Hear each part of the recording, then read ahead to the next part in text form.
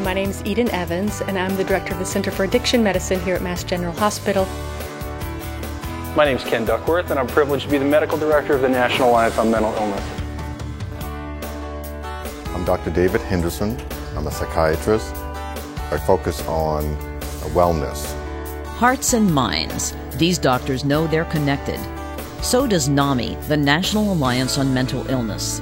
Together, we'll show you what you can do to stop smoking, eat better, and get more physical activity to prevent cardiac risks. The goal? A healthier, longer life. You can quit smoking. It may take more than one try. It probably will.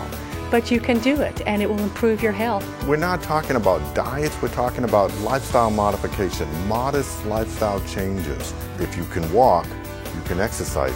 We're talking about improving your movement by 10%. Consider cutting down on your cigarettes by 10%. Look at your nutrition. That's enough to change things for people.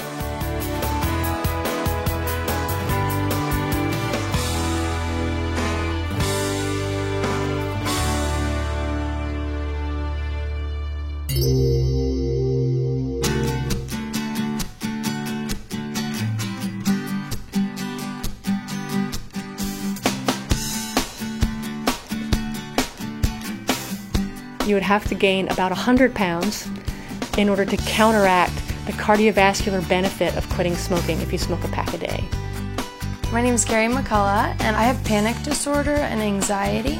Carrie is also a peer-to-peer coordinator at NAMI National. She shares her story with her peers about how difficult it was to quit smoking. It was very hard. It was, the usual things like, oh, I finished my meal, I need a cigarette. I just finished studying, I need a cigarette. So Carrie started exercising, which helped eliminate those cravings. Set a quit date. You tell your friends, that's going to be my quit date. Tell your smoker friends, well, I won't see you for a few weeks, or please don't smoke around me.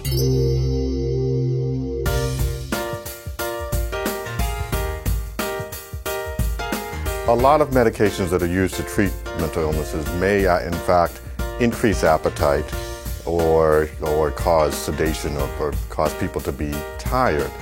So if you're eating more, you're going to gain weight. If you're tired and you're moving less and exercising less, you're going to gain weight. Maxine Bigby Cunningham. My diagnosis is clinical depression, sometimes with anxiety, panic disorder. Maxine Cunningham is a writer who has found that healthy eating in combination with physical exercise are perfect complements to helping her recovery. Positive thoughts nourish my mind, and good nutrition, good food nourishes my body, and then love nourishes my spirit. Part of that love is sharing my journey of recovery from mental illness, from depression. It's important to eat breakfast to get your metabolism going. We should have more smaller meals spread out through the day. Walking helps the two sides of the brain to communicate, and that's the technical aspect. So what I encourage people to do is take one plate. It can be an honest plate, one good plate, but that's it. And don't do family style eating or anything like that. It's not your fault that the medicine may be causing you to want to eat more. I try to live what I tell my patients, and I watch what I eat. I still have cake every now and then, but I don't have it every day.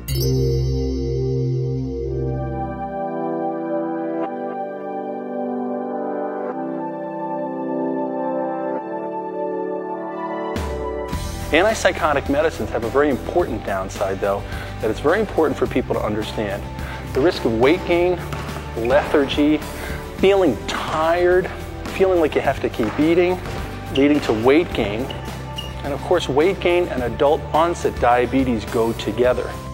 My name is Patrick V. Murphy. I became diagnosed with bipolar, and then within the past 3 years, I was diagnosed with schizophrenia.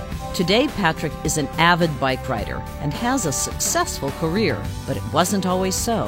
I lived in a halfway house at one point, and I was thrown out of that because of alcohol.